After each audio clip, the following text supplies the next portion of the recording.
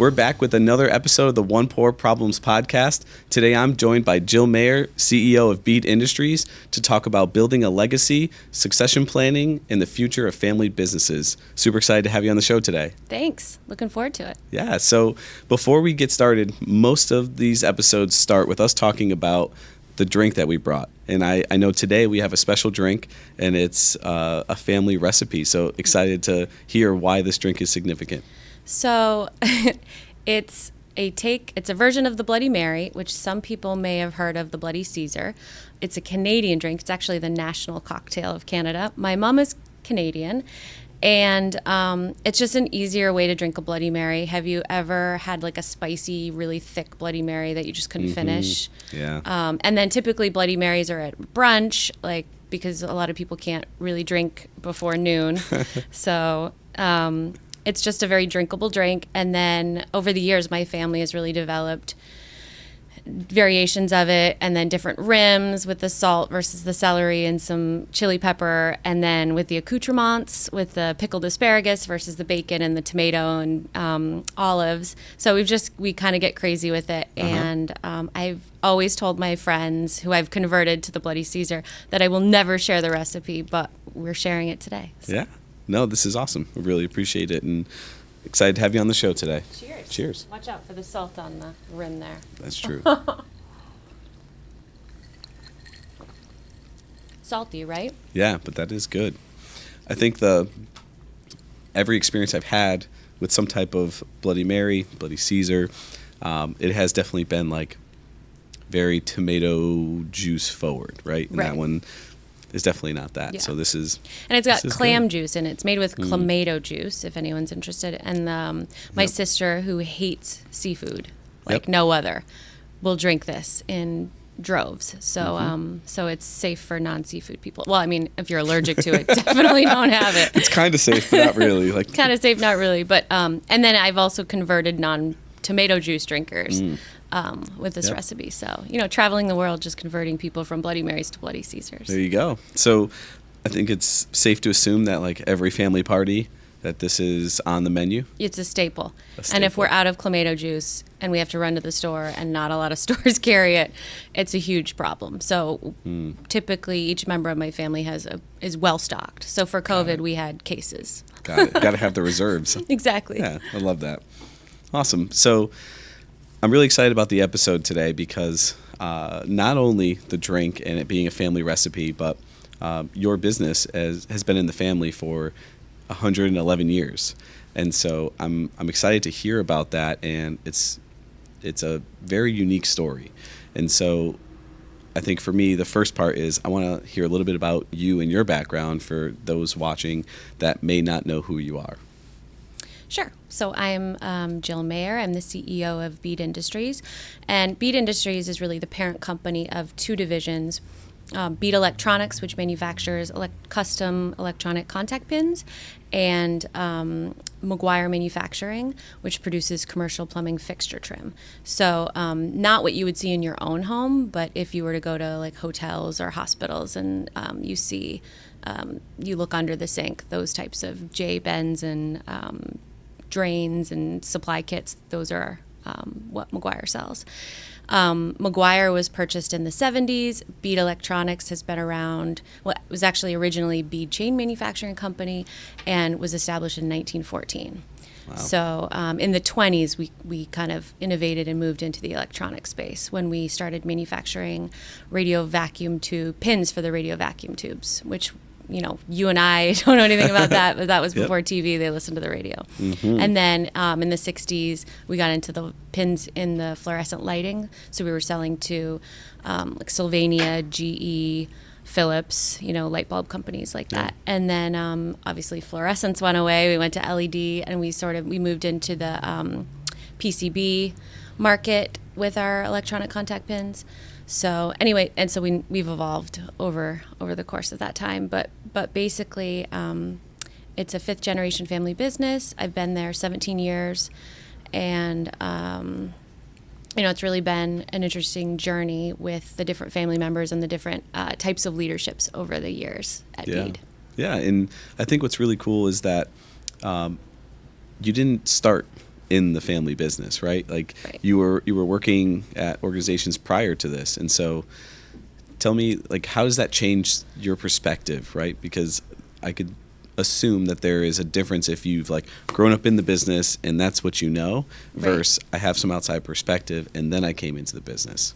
Yeah, and that actually, it didn't happen that way intentionally, but after that did happen, we sort of made it a rule for family members that they needed to work outside of the business for 5 Really? years prior to joining the family business. Otherwise, it just kind of feels like very default, like you graduate college or high school or whatever, and you can't find a job, so you go work for the family.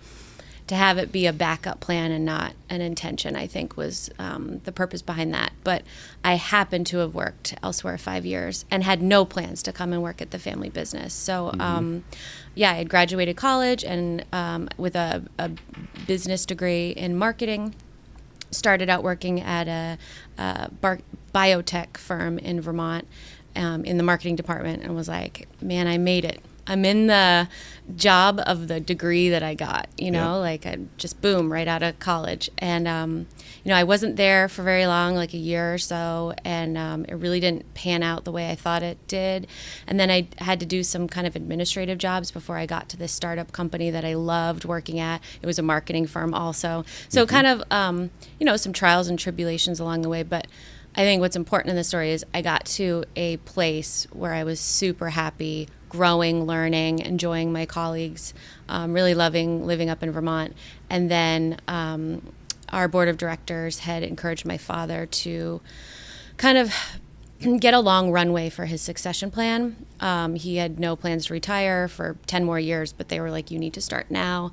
And why don't you find out if any of your daughters are interested? And I have 2 other sisters. So, and my older sister was in Alaska, where we grew up, and my twin sister was in San Diego, California, with 0 plans to leave there because it's awesome.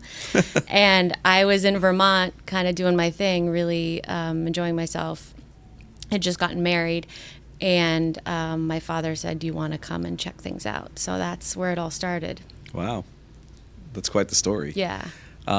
So you step into this business now, right? And it's your 5th generation, right? 5th generation. Yep. And you have this legacy to uphold. That feels like a lot of pressure from the outside. How has that been for you, stepping into that and trying to continue to maintain that legacy, but then also, build your own? Yeah, no, that's a good question. There didn't seem to be a lot of pressure initially because my dad was still there, so we were working together. And another rule in the succession plan was that any kids who wanted to come work, they couldn't just come into a position and have one created for them. They had to come into a role that was open. So when I did come to work for the family business, the role that was available was the controller was leaving. So I've never been a huge fan of finance or math. There. Right. But we did have to obviously take math classes when you get your business degree. So I reluctantly took that job, but it ended up being a great place to start to really understand the financials of the company. When you're leading a company is super important. But so I was in that role and then working with my dad for 7 years. So I would spend time with him. We would make lunch and we'd make sandwiches in his office. And awesome. Unlike his experience where when he came to work for the family business, his father handed him the keys and left, and he had to kind of figure it out on his own. Wow. So what was important for him was to not do that to his daughters. So he made a point to really transition, as cleanly and as easily as possible. Got it. So when you came into the business, the idea was that you were gearing up to take it over after that point in time. Correct. Yep. Got it. And so, how did that transition, look for you? Because you obviously had quite the runway to know that, like, hey, I was going to step into this. And I also had the coaching and guidance and all of that of your father to be able to jump into it. But, I feel like that's got to be apparent to the team where they see that, like, you're coming in and you're starting to get more involved. And then all of a sudden, like, there's the actual switch, right? Yeah. How did you navigate, going through that process? Well, what's interesting about that is my husband came with me. And he started as plant manager, and I was in this finance role. And what's really interesting is I think everybody thought he was going to be taking over the company because he was the one who really received a lot of the, everyone was really lovely when we came. Yep. I guess he received a little more pushback, I would say. I don't know the word to describe it, but maybe a little less willing to show how things work. But certainly everybody was on board with our arrival, and everyone was really helpful. And I think that's what stuck out to me the most was just the environment of the employees and how super dedicated everybody was. And everyone had been there for a really long time, and they'd seen my father come in, so they'd seen the sort of generational change before. Yep. But yeah, I think that they were. Folks probably were a little more intimidated by him taking over than me, so I was flying under the radar. Yeah, wow, that's interesting. So you're fifth generation, and your father was the CEO before you. All the other generations before you, were those men in manufacturing, or was there any other women that were leading in those roles? So for the generations, it was my great-great-grandfather, my great-grandfather, my grandfather, my father, and then me. So I was the first woman for the fifth generation. Yeah. I believe we had a president many, many years ago for a short term that was female. So a lot of time. So I guess I forgot to set up this, but there's CEO of the corporation, and then we have those two divisions. We typically have a division president. And then the staff. Currently, I have a division president at our commercial plumbing division, and I just took over as president at our electronics division last month. So Got it. Interesting. So I think that's something that I want to highlight as a part of this because for those who may not know who you are, but if you're in the manufacturing space, I feel like everybody knows who you are. Well, it's a tight-knit community. Yeah. And I think everybody wants to help everybody out because we're really all in it together with what we're going through, not just with state regulations, but just as small businesses, and then with the added challenge of manufacturing in the U.S., really, and trying to be competitive with other countries. So Yeah. And I think it's really cool, and I see like you're on a bunch of different boards within Connecticut, like CBIA and Manufacture CT, and you're trailblazing the path for women in manufacturing, and you're one of those people, and I think that's it says a lot about the story, right? Because yes, you're running a business, and it's a family business, and you're continuing to run the legacy, but I think the other part that is really unique and really cool is the trailblazing for women in manufacturing, because I think it's changing where like manufacturing is not the you think of like the blue collar grit and like that type of world. You're starting to transition more into like the technology side of it, and it's opening doors for women to be able to step into that space in a much more impactful way. Yeah, and I think there's a lot of women leaders, women manufacturing leaders in the state that are doing that too. I have to give my dad a little bit of credit on that because when I first took over for him in 2014, he was super adamant about me joining different boards, and I didn't want to initially. I thought just like let me get settled first, and then we'll do all that. But he really believed that was going to help me, and he was 100% right. So he was actually on the board of Manufacture CT, which was previously New Haven Manufacturers Association.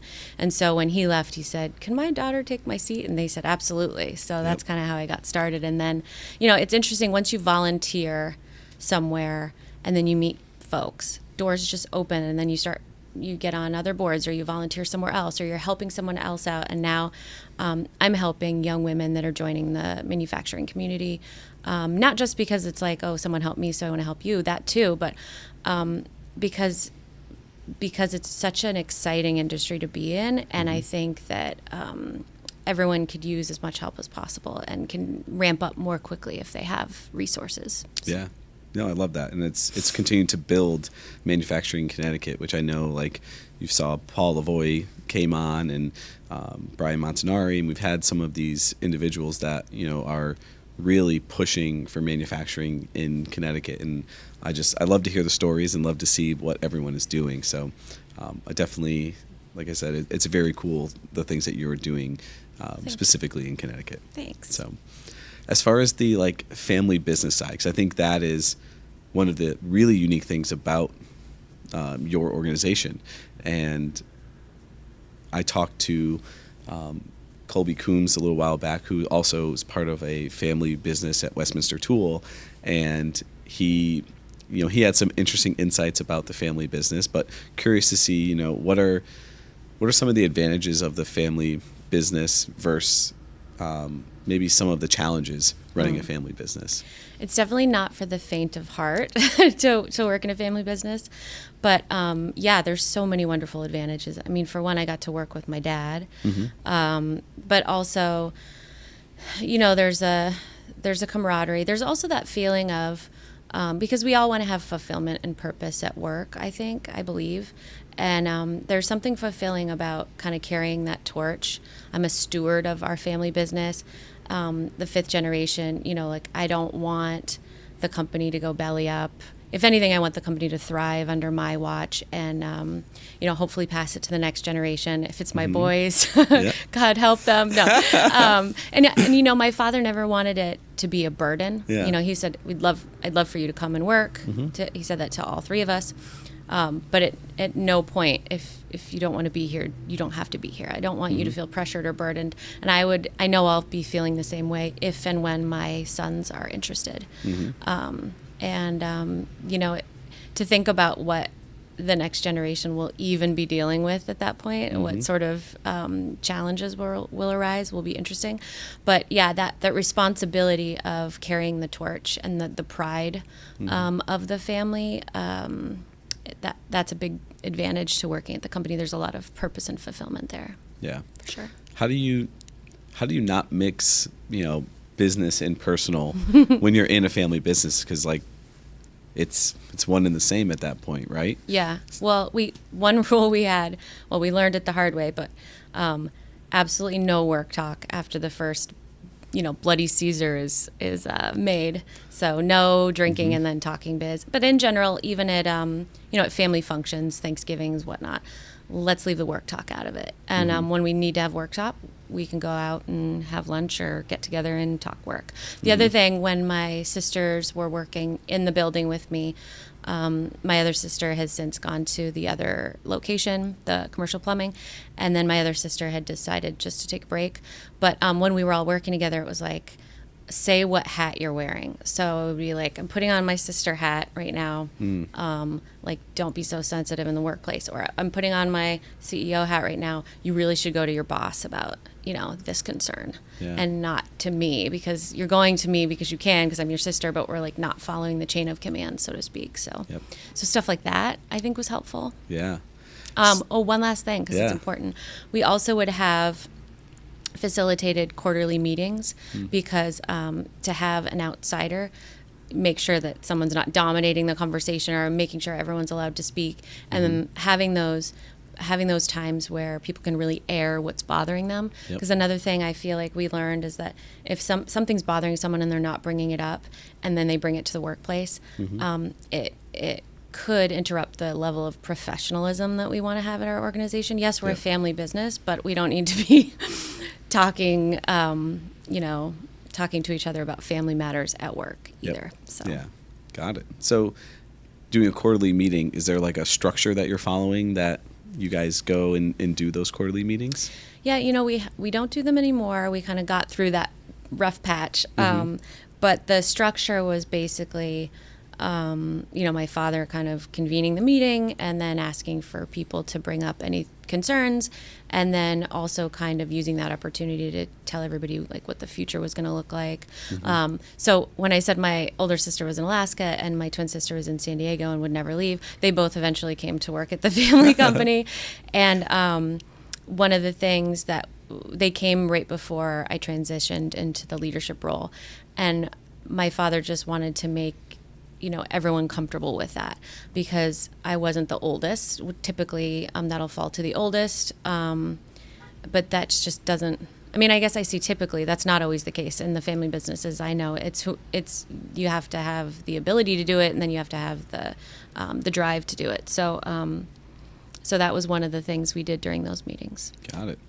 And so, talking about like the direction of the company in the future and where it's going, I would assume having multiple generations involved, they all have some type of vision or direction for the business. How closely or not at all, did your vision for where the organization was going tie to what your dad was running with, when you took over? Yeah, we were really looking at sustained profitability when I took over from my father, and then right about that. But during that time, we had it was right before a bunch of retirements happened. Mm-hmm. So I think when my father came to work at the company, and he was handed the keys, and good luck. We were in a 4-story building in Bridgeport, mm-hmm. and my dad leaned the organization. We moved to a 1 single story in Milford. He did a lot of projects to try to improve processes and reduce waste and kind of clean things up. And he's super organized. He's an organized guy, and mm-hmm. It's what he enjoys. So that's exactly what he did. So he got it to a place of profitability and kind of smooth sailing. And then right around that time, I took over, we were dealing with, people who were there 40 and 45 years, seriously, there were a lot of them, wow. were leaving, and they were about to take all that tribal knowledge with them, and we didn't necessarily have it all documented, because why would you if Bob's been there for 30 years and all is well? And what was interesting is that we didn't even know half the things Bob did, because Bob did it all, you know what I mean? Mm-hmm. And there really is a Bob, and he really did do it all. And so my father had his sort of charter, and then when I joined up, so I was there for 7 years with my father. But then when I took over, there was a whole host of things that needed to be done. Yep. One of which was to capture the tribal knowledge, and then to hire a bunch of folks that were going to be as dedicated and committed as the last generation was, and then also trying to blend the many generations in the workplace and have them work well together. So there was a big HR component, I think, mm-hmm. to that, which was good. It was exciting. It was great, and we wanted to keep the culture. We don't want to change the culture too much, but we obviously needed to evolve the culture.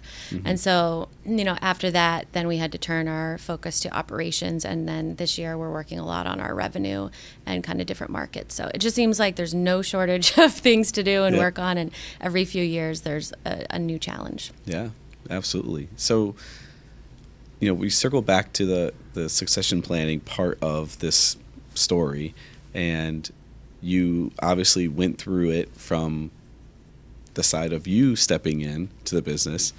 Is there anything that now that you've been in the role and you understand obviously way more than you did when you first started and even when you took over, but is there anything that you learned throughout that process that you're like, I know I need to make sure that I have these things covered so that, one day if my boys take over, that they don't have the same potholes or things that I ran into along the process? Yeah. That's a tricky question, because so the first and foremost is that the process that we use to make our parts is it's called swaging, and it's an alternate method to stamping. I'm sure you know what stamping is. It's mm-hmm. Metal stamping would be, for the audience, would be kind of if you're like baking cookies and you got the dough, you're kind of cutting out the cookies and there's scrap all around it. Yep. And then machining would be similar to kind of pottery. You've got a big hunk of metal and you're kind of whittling it down to a part. Aerospace uses a lot of that, of machining. Swaging is an alternate process to stamping and machining. And the difference is that if you were to bake cookies and you have the cookie dough, you're kind of stamping out the parts. And for machining, if you were to have a hunk of clay, like pottery, you've got this large piece, and at the end you've got a small bowl. And aerospace uses machining in a lot of their processes. So for swaging, 100 pounds of metal goes in, 100 pounds of parts come out. There's no scrap. Wow. There's nothing. We're not whittling anything down. We're actually smashing the metal so hard, and in cold, we're not even heating it up. We're smashing the metal. It's a technical term, smashing mm-hmm. the metal, into these progressive dies and forming these parts. So it's it's a unique process, but it's been around a while, and it hasn't changed. I bring that up because I think the next evolution, and what I think my boys, if they come to the business, will need to figure out is, so as swaging hasn't changed, and stamping and machining, because it's more prevalent. I mean, there's hundreds of stampers. They're automating. They're getting faster, stronger, better. Our competitive advantage was so wide early on, and if we're not changing our methods or finding pockets where we are best suited, then we're going to be beat, right? So we won't have as much of the advantages we once did, and that's happening. We're seeing the gap kind of narrow. So then, okay, let's look at metals, very expensive metals then, where the cost savings would really matter. If you're putting 100 pounds of metal on, you want 100 pounds of parts out. So those are the kinds of, the evolution of the product line and the markets that we're in, I think is a big one that we've started to tackle. I mean, we've got plenty of markets we're in now, and we can do more in those, but I think that what the future is going to involve is really thinking outside of where we could be. Mm-hmm. Yeah, absolutely. Did that answer the question? I don't remember what the question was. No, that was good. Okay. It was like trying to understand what you could do to better set up your kids to take over in that space. And so you're thinking about specifically like continue to adapt and use the techniques that you guys are using that's different from the rest of the space, but continue to evolve those to keep that gap. Yeah, so they need to be creative and open-minded, and I think they are. Mm-hmm. So, but in terms of preparing them to run a family business, I mean, I certainly wouldn't just toss them in and leave. Yep. And if they're not interested, that's okay too. Mm-hmm. My older son seems like he's got somewhat of an engineering mind. You had asked earlier about kind of the former generations.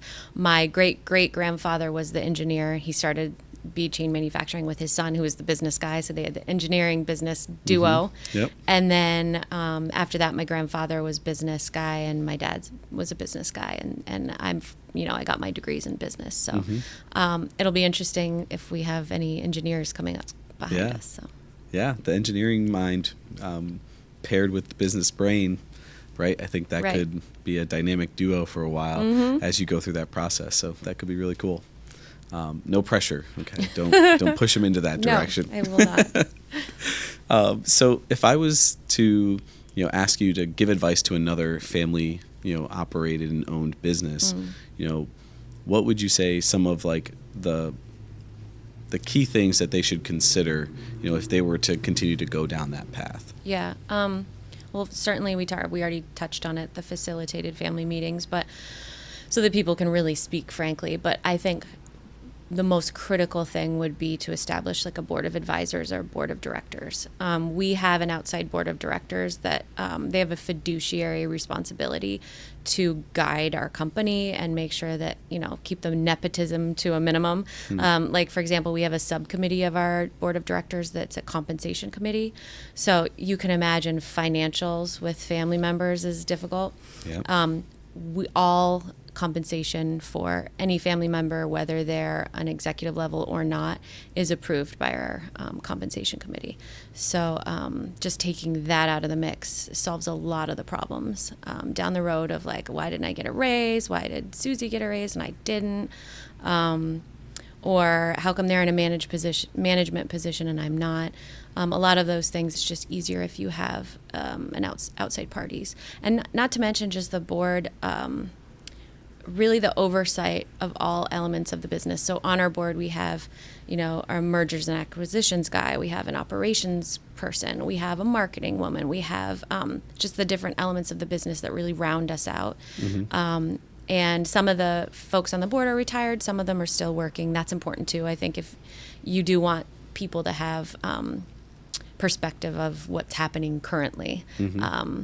But I think a board is super important for family members. And, it doesn't have to cost a lot. It doesn't need to be a large board. You might even get a volunteer board. But I think families, it would help, especially first and second generation, when what I hear from other family members is that that parent started the company and it's really like their baby, and they have a hard time letting go. Oh, yeah. So I think it would behoove them to find a board that would maybe help kind of with the transition. Yeah. No, that makes sense. And I can imagine who's buying the main courses for the holiday parties and who's buying the sides becomes contentious during those compensation conversations. Exactly. So, no, I love that. And so as far as, we've talked a bunch about the family side of the business, but obviously, you don't have every single person in that business as part of your family. And, what does that look like to a new employee coming on? How do you get them to buy into the vision and the direction of where the company's going? So we use EOS, which stands for Entrepreneurial Operating System. But what it really is this framework where you have your vision, most companies will have a vision or a mission statement. But what it helps you do is you establish your 10-year target and your 3-year plan, then your 1-year plan, and everything ties together. And each year you go off-site with your team and kind of work on that 1-year plan and make sure that it ties into the 3 and the 10. And I think it's sometimes easy to have a vision and post it on the wall and kind of set it and forget it. Yep. But what the EOS model does, it helps me and my team really relay the vision continuously. Quarter after quarter, we do plant meetings with our whole company, and we explain to them where we are. Did we hit our targets? Did we hit our goals? What are the financials? What does that mean for the year plan? Are we going to be able to meet the year and then the 3-year? And that transparency has been really big for us. I think our employees appreciate it. I think the employees that have been there a really long time have seen the company ebb and flow. If we have a crappy economy, or if we lost a big customer or what have you, they've seen that, and they've seen the longevity and they've seen the resilience of the company. Some of our newer folks haven't seen that, so they may not feel as comfortable if we have a tough year. Like we had a really tough year last year. And we're turning it around. This year's going to be great. But if that was their first year, that's all they've seen, they wouldn't know. So having a plan and showing them the long-term plan versus just we're not making decisions on a short-term basis. Yeah, we had a bad quarter. That doesn't mean we are going to do A, B, and C. We obviously are going to take action, but we're not going to do anything drastic. So that's been really good for us. Yeah, and so we at Charles IT, we're also an EOS shop. Nice. And so we kind of tie into that same thought process. And I think it's really powerful for any new employees to come on to really understand what that framework does and why it's being used.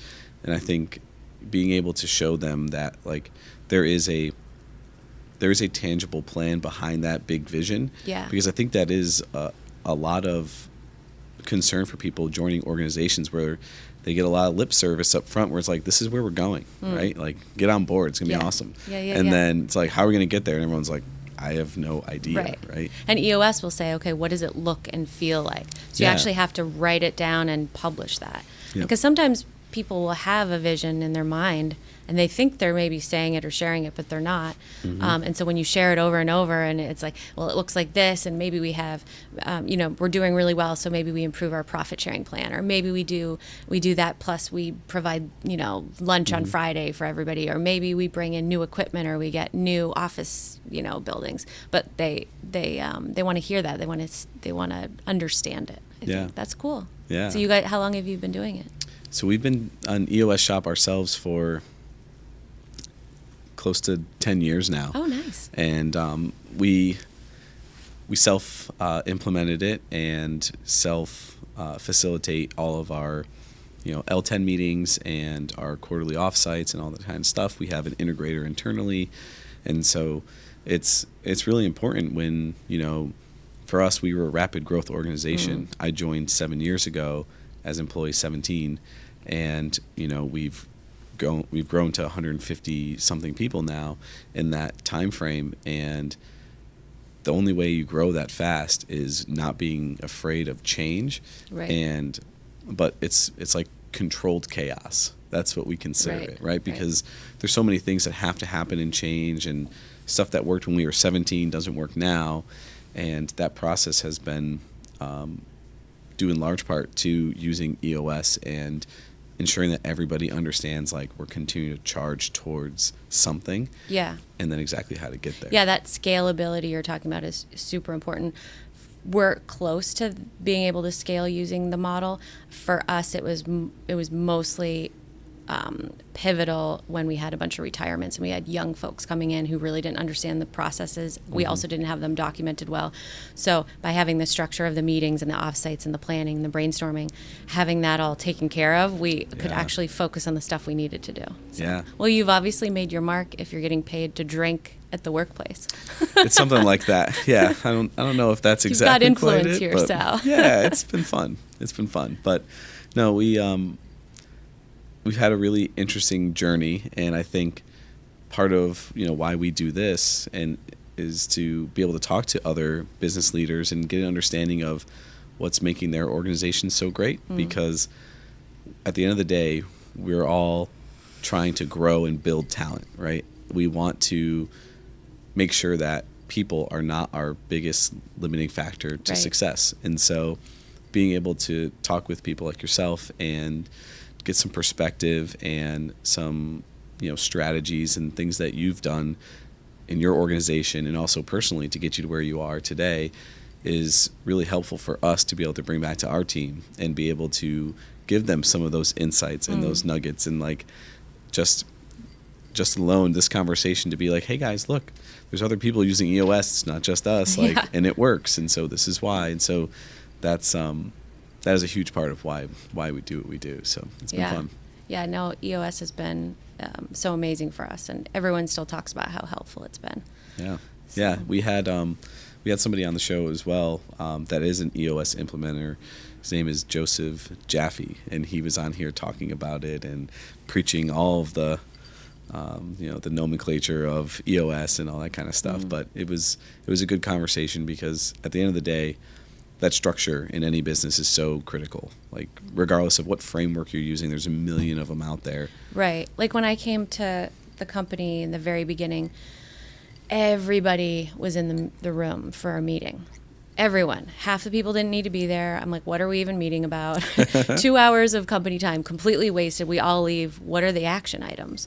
So for me, EOS was like, thank God, because I didn't understand how we were going to be able to do all the things we needed to do with that kind of time waste. Because, and I'm sure this is the same for Charles IT, as a small business, it's like we have to do all of the same things that large companies need to do. We have to bill, we have to sell, we have to produce, but we have to do it with less people. And one of my pet peeves is when small businesses are like, we have limited resources. Well, yeah, but like, we're a small business. So let's figure out some productivity tools, or, that's why I think AI is such a game changer, and maybe it will help level the playing field. But it's like, we have to just be faster and better at it.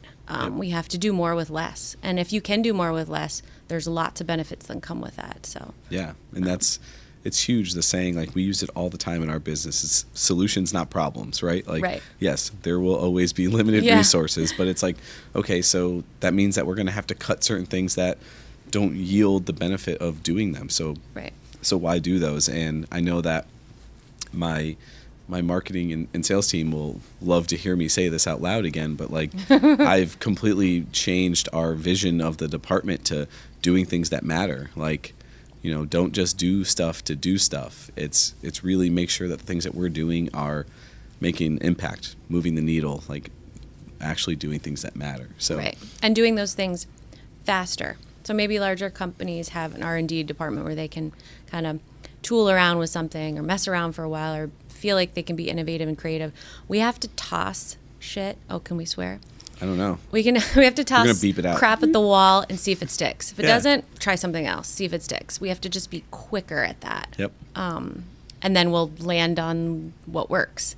And I think the better we get at that, that gives us our advantage. Yeah, for sure. And I think what's interesting about that is working with a peer network, I think, is one of like the best things that you can do, because especially here, like, I know the manufacturing space in particular is a very like tight knit community, right? And so talking to those, other leaders in those organizations, regardless if you're in the CEO level role, or you're a plant manager, right? Right. It doesn't matter, but if you have that resource to be able to say like, hey, how are you handling this problem? Yeah. Or how are you navigating that? Because at the end of the day, there's enough business to go around for everybody, right? And I think the biggest thing is, how do we continue to help each other grow and build? And for me, that's been one of the biggest game changers, is being able to talk to other people who are dealing with the same problems, Right. and then figuring out how they're handling it. Are you talking about peer groups like a Vistage or something like that? Or are you talking about just Vistage is a great example of Yeah. that. Yeah.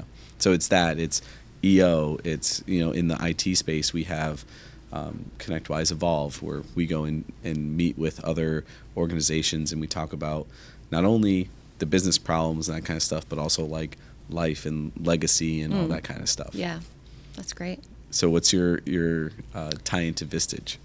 So I'm part of Vistage, and they actually have, so I'm in a Vistage peer group, but they have emerging leaders and advancing leader programs that we put a lot of our employees in, because they want to grow and develop too. Very cool. And it's a commitment, because they're going to be off site for half a day. But I feel like it inspires them, and they learn.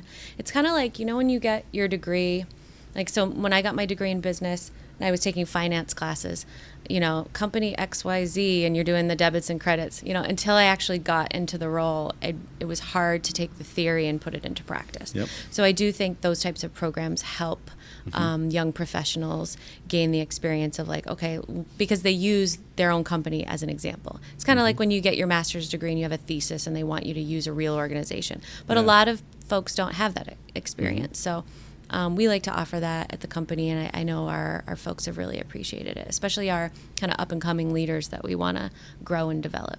So That's cool. It's a good so investment. They all go into that program? Mm-hmm. Very cool. Yeah. Yeah, so I think there's a bunch of different ways to be able to go after that, and like we internally, we've decided to like build our own leadership training program, and again, it's why part of some of these conversations, like I'm going to cut up and put into that program so they can hear some of these stories from other leaders and get some of that perspective. But I think that's a great place for someone that, I don't even know where to start, right? Like, there's organizations out there like Vistage that you can go to and that you can put through these programs that, one, show you want to invest in the people on your team and continue to grow them. For sure. But also something like that sounds like you believe in, right? That you're like, I can start you on this journey and I know the results that I'm going to get out of it. Any words of advice or closing thoughts to someone that is, that is either a leader in a family-owned business, or for someone that is looking to continue down the path of running a family-owned business, if you have any advice for them and things that they should consider along that journey? Yeah, I mean, we touched on it a little. Really surround yourself with the community and get involved. And the way to do that is to just start volunteering somewhere, build up your network as best you can, and then kind of rely on those resources when needed. But, and give back, I think. By giving back, then all of a sudden you're looped in, and you're, by helping others, you get help yourself, whether that's the Vistage Peer Network or associations like Manufacture CT, or I'm getting tomato juice clumped up in that, or whatever it is. I think you don't need to do it alone. And then, I guess specifically for family businesses, there used to be some resources at UNH, the Center for Family Business.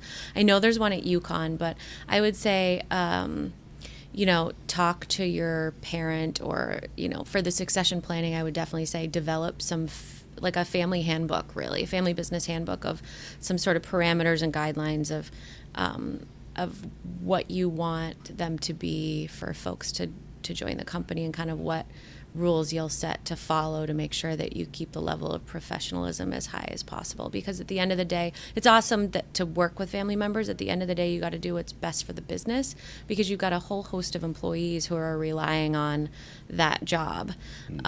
So, I guess there's that. Got it. I love it. So, again, appreciate you coming on, and Yeah, this love was all the fun. perspective today. And the drink, definitely highly recommend. You feeling thirsty right now? This is great. I love it. It's been perfect. So, as the last part of our show, we have to hit you with one surprise at the end, and that is our typing test, where it encourages everybody to come back for the next episode to see the results and where you rank. Okay. So I don't know how you are, level of typing skill, but we have a wide range of performance so far on the geez. show, from The hunt and pecker. yeah. To Oh my God, we had the two-finger pecker yesterday on the show. So there's a wide range, Okay. but curious to see where you might stack Oh, up. geez. So I take Yeah. this test? Oh, it's happening. Okay. Do I just keep going You even though just- I make a mistake? Yeah. You gotta keep doing it. Worst case, backspace. Fix it. Maybe not. I don't think that. Doesn't help. No. Maybe you're going for speed. All depends. There's strategy behind it no matter what you do. I'm an excellent speller. We're gonna But, find out. It's gonna tell us. Oh, no. It's over already. I was just getting the hang I was just of getting it. going. So I think it's click to, So show your test results. Do Yep. I want to click that? and then feel free to skip past the The freebie ad. Skip ad. Ooh. Net speed 30. That's bad, huh? Let's just say that I don't need you won't be last. I have Chat GPT. That's great.